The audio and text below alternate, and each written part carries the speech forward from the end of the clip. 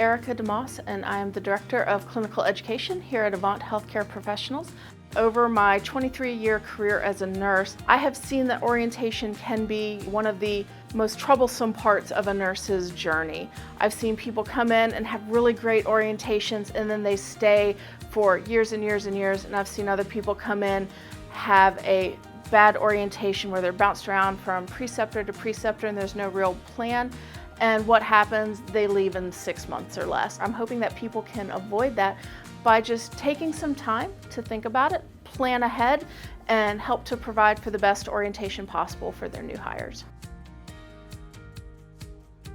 It's a good idea to have a general plan in place for any orientation, but also realize that it cannot be cookie cutter. Every nurse that starts a new position is coming with their own lived experiences and their own unique set of learning goals and learning needs. Whereas you may have a general plan, you have to, as part of that plan, understand that there may be certain goals that need to be met for each individual nurse to progress into the next part of their orientation, but also take into account that it may change from nurse to nurse. Also, part of that planning has to do a lot with choosing various preceptors and knowing that not everyone who has been on your unit for 5-10 years that knows all the ins and outs may be the best person to choose. So that's a lot of the planning, is picking the right preceptor. You always want to go for one that, yes, they need to have the knowledge, but also have that passion for sharing their knowledge with other people or an enthusiasm for learning. So your preceptor is going to be the one that is leading that educational opportunity for the nurse. And sometimes what happens, and I've seen this happen in my own practice in various hospitals and whatnot that I've worked in, the charge nurse sees that they've got an orientee and they're like, well, let me just put them with whoever has the most experience or whoever is assigned to where they're supposed to be. But that's not always the best thing. And I also see people saying, oh, well, you know, if they get to be with 5 or 6 different people, they get 5 or 6 different viewpoints. They can figure out what works best for them. That really does a big disservice to your new nurse. So when I say consistency with preceptors, that means, you know, picking one preceptor and having them be with that one preceptor throughout their entire orientation, if at all possible. Now, there will be times people get sick, people go on vacation, so if you have to have a backup preceptor, that's fine, but try limiting it to no more than like 2 preceptors per orientee.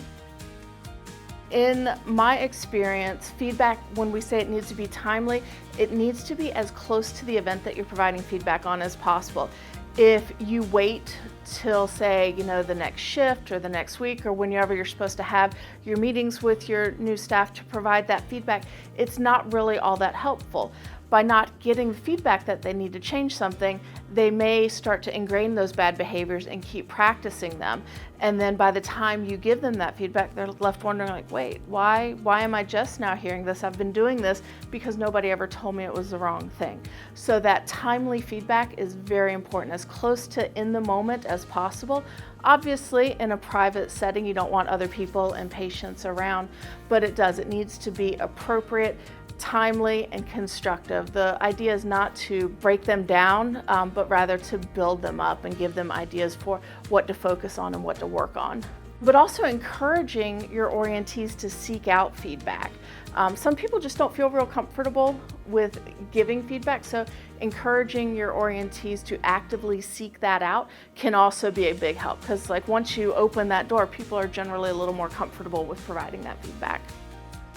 What I really hope, if you are watching this or if you read the op-ed that I wrote, that you get from it is the importance of paying attention and doing your due diligence to make sure that that orientation period is the best possible orientation period that it can be for your new nurse.